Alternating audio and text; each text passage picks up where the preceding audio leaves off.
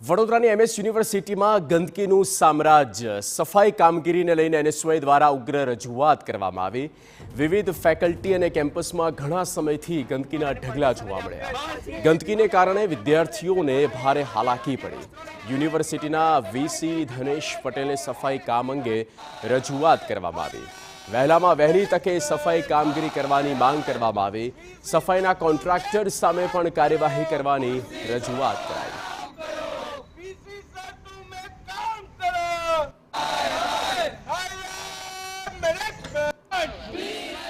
કેમ્પસમાં ઘણા સમયથી ગંદકીના ઢગલા છે અને એ ઢગલા જ એકત્રિત કરવામાં આવ્યા અને કંઈક આ રીતે પ્રતિકાત્મક વિરોધ કરવામાં આવ્યો છે। એમએસ યુનિવર્સિટી જ્યાં ગંદકીનું સામ્રાજ્ય એનએસયુઆઈએ આ વિરોધ નોંધાવ્યો।